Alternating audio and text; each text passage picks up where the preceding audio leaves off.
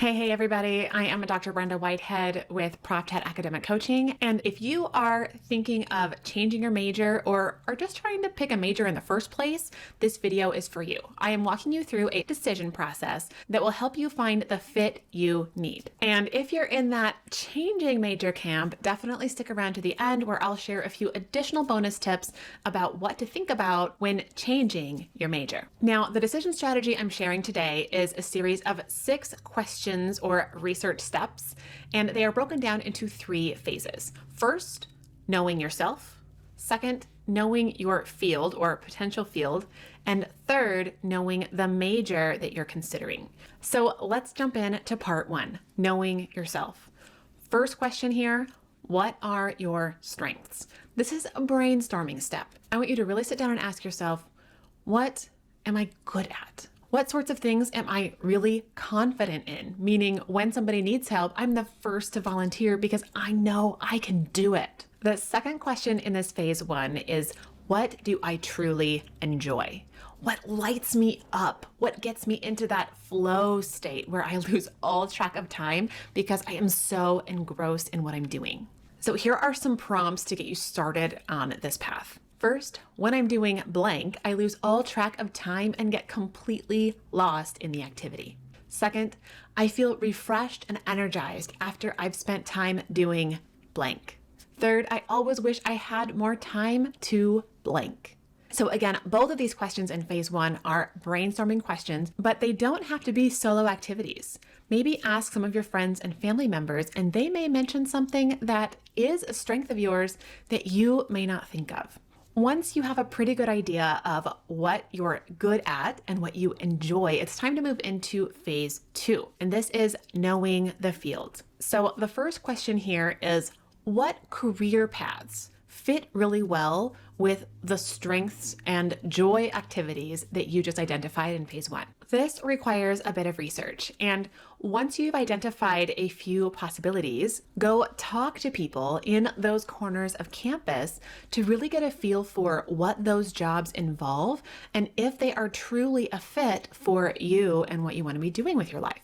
Once you have identified a career path or 2 that you think would be a really strong fit, it's time to move into the next question, which is what majors would get me to my ideal career path. One of the best ways to find out what major path might get you where you want to be is find people working in those careers that you want to have. So maybe hop on LinkedIn and see if you can find a professional doing what you want to do and send them a message and say, hey, I'm a student and I'm really interested in what you do. Would you be willing to share briefly how you got where you are today?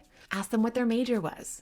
Ask them if there was a better major that may have gotten them there faster. You would be surprised how willing most people are to help students out in this way. So part 3 in this decision process is knowing the major. So question 5, what are the general statistics around this major? What do graduates tend to earn annually? What are the job prospects like? How many students regret choosing the major or end up dropping or switching majors at some point along the way? You may have to do a bit of searching here, but there are surveys and reports coming out all the time on these sorts of metrics. Now, as always with general statistics, be aware of them, but don't let them completely determine your decisions. Yes, it may be that one of the majors you're considering is one of the most regretted majors, but if you know that that major is the one that will get you where you want to be, then go for it. The 6th and final question in this process is, what is this major like on my campus? What kinds of courses are offered? What are the backgrounds of the professors or the instructors? What are the graduation rates? What's the general vibe among students? So let's say you're currently undeclared, but after working through the process I've outlined in this video, you've settled on graphic design as the major that will get you where you want to be. In this step, you start looking into the graphic design program offered on your campus. Maybe you discover that it is amazing. It's known for its high quality, graduates are getting snapped up right and left by firms, and students rave about the profs and the courses. On the other hand, it might be not so amazing. Maybe it's underfunded so that the program can't afford the latest software or the latest tech, leaving graduates not having the skills or the knowledge they need to succeed on the job. If this is the case, you probably want to look into transferring to another institution that has a stronger graphic design program. But what if you walk through this whole process and realize a year from now, I made a huge mistake? This is where we get into that bonus that I mentioned at the beginning, a reminder that it is okay to change majors, to change paths. 75% of students change majors. In college, developmentally, you are in a place where you are changing all the time and discovering new possibilities all the time. So it's not surprising that your ideal career path a year ago may not be the same as it is now. If you're only a year in, you may not even delay graduation because a lot of the courses you will have been taking in your first year or even year and a half are likely to be gen eds, meaning they apply across all majors. But even if you are further in, don't hesitate to jump tracks if you know that your current major is not for you. Yes, you may graduate a year later, but think long term.